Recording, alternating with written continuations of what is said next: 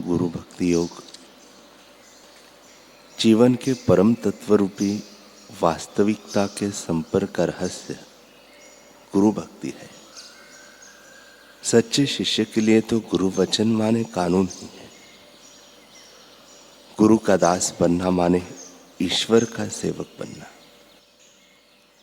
जिन्होंने प्रभु को निहारा है और जो योग्य शिष्य को प्रभु के दर्शन कराते हैं, वे ही सच्चे गुरु हैं। गुरु की सेवा, गुरु की आज्ञा का पालन, गुरु की पूजा और गुरु का ध्यान, ये चीजें बहुत महत्वपूर्ण है। शिष्य के लिए आचरण करने योग्य उत्तम चीजें हैं। केवल बुद्धिमान व्यक्ति के रूप में एक व्यक्ति की कोई अहमियत नहीं, उसे वास्तविकता का ज्ञान नहीं है। किंतु जब व्यक्ति गुरु के संपर्क में आता है, तब उसमें सच्चा ज्ञान, सच्ची शक्ति और सच्चा आनंद प्रकट होता है। वे गुरु भी ऐसे हो जिन्होंने परमात्मा के साथ तादात्म्य स्थापित किया हो।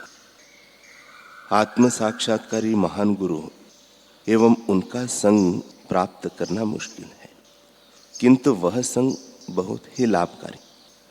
आप अगर भक्तिभाव पूर्वक ईमानदारी से प्रार्थना करेंगे तो वे स्वयं आपके पास आएंगे। इस दुनिया में उत्तम वस्तुएं अत्यंत अल्प मात्रा में होती है, जैसे कि कस्तूरी, केसर, चंदन।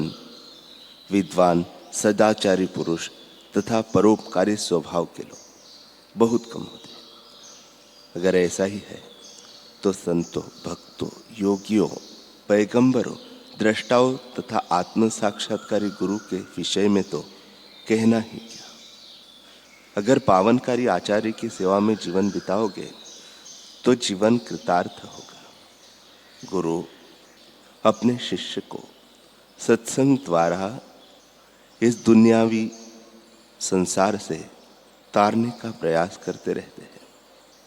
गुरु का संग मांग और पूर्ति का प्रश्न है। अगर सच्चे हृदय की मांग हो तो पूर्ति तुरंत हो जाएगी। कुदरत का यह अटल नियम है।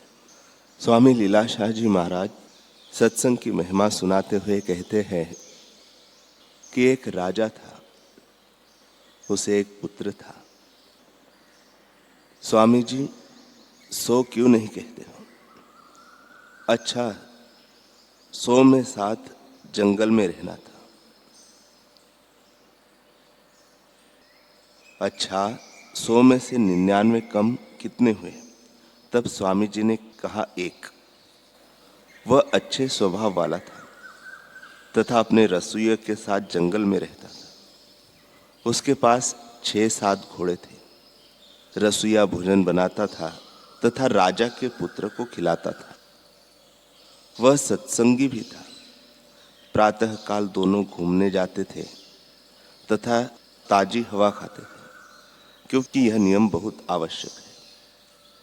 उस जंगल में एक संत भी रहते थे। वह सच्चे संत थे। स्वामी जी बार बार सच्चा संत क्यों कहते हो? क्योंकि वह सच्चा संत था।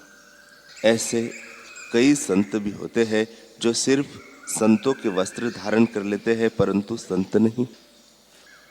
एक दिन राजकुमार ने रसोइये से कहा कि यह संत सदैव हंसता रहता है, शायद इसके पास धन दौलत है। रसोइये ने कहा कि इसके पास आपके जैसे धन दौलत नहीं है, इसके पास दूसरी संपत्ति। कौन से? ये प्रभु का नाम जपते व जपाते हैं। राजकुमार ने कहा चलो। तो उसके पास चलकर व्याख्यान सुनते हैं। निवेदन करने पर संत ने उन्हें बताया कि 100 कार्य छोड़कर भी सत्संग करना चाहिए। कहने लगे कि स्वामी जी और कुछ भी बताओ। संत ने कहा चाहे आधा राज्य मिले या सर कट जावे, परंतु सत्य मार्ग नहीं छोड़ना चाहिए। तीसरा यह कि चाहे कोई मामूली इंसान हो, परंतु गुण के कारण बड़ा हो तो उसे बड़ा मानना चाहिए। स्वामी जी और कुछ बताओ। संत ने कहा, जो कुछ सुना जाए उसे याद करना चाहिए तथा उस पर अमल करना चाहिए। फिर वे संत से विदा लेकर चले गए। 1-2 माह बीतने पर राजा का पत्र आया, जिसमें लिखा हुआ था कि राजकुमार को देश निकाल दिया जाता है। राजकुमार सत्यगुण स्वभाव का था, अतः हुक्म को सर आंखों पर रखकर रसोइयों से कहा, अब यहाँ से चलो। तो देश छोड़कर परदेश चले गए। फिर घोड़ों पर बैठकर उसी समय देश छोड़कर दूसरे राज्य में आ गए। वहां पहुंचने पर राजकुमार ने रसोइये से कहा कि यह राजा अच्छा है, तुम उसके पास जाकर नौकरी करो। वह राजा के पास जाकर नौकरी करने लगा। राजा सचमुच अच्छे स्वभाव का था। उसने रसोइये की कद्र करके उसे अपने पास रसोइया नियुक्त कर लिया। रसोइये की ईमानदारी देखकर कुछ समय बाद राजा ने उसे अपना मंत्री बना दिया। मंत्री की हैसियत से अब वह किसी भी कार्य में राजमहल में आता जाता था। वह खूबसूरत नौजवान था, अतः रानी का उस पर दिल आ गया। एक दिन अकेलेपन का अवसर देखकर रानी उसे अपनी ओर आकर्षित करने की कोशिश करने लगी, परंतु मंत्री ने उसे कहा कि तुम मेरी मां समान हो, तथा जैसे तैसे वहां से जाने लगा।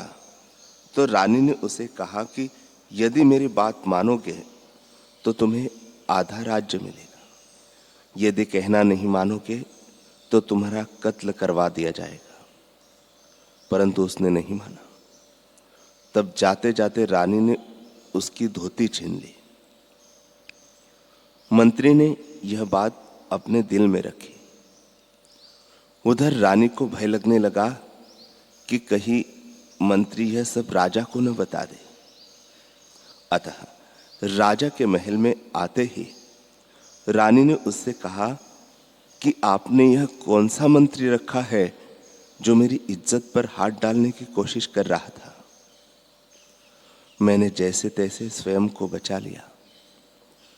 यह देखो उसकी धोती जो वह भागते समय छोड़ गया। अब ऐसे मंत्री का कत्ल करवाकर उसका सर मेरे पास भेजो, तभी मुझे चैन आएगा। यदि उसका सर मेरे पास नहीं आया तो न मैं आपकी रानी और न आप मेरे राजा रहेंगे। पहले तो राजा को मंत्री की सच्चाई के कारण रानी की बात पर विश्वास नहीं हुआ, परंतु रानी के सामने वह चुप रहा। फिर उसने एक कसाई को बुलाकर कहा कि कल एक आदमी तुम्हारे पास आएगा, तुम उसका सर काटकर थाली में रखकर रुमाल से ढक देना, तथा उस समय कुछ देर बाद दूसरा आदमी आएगा, उसे वह थाली में रखा हुआ रुमाल से ढका हुआ कटा हुआ सिर दे देना।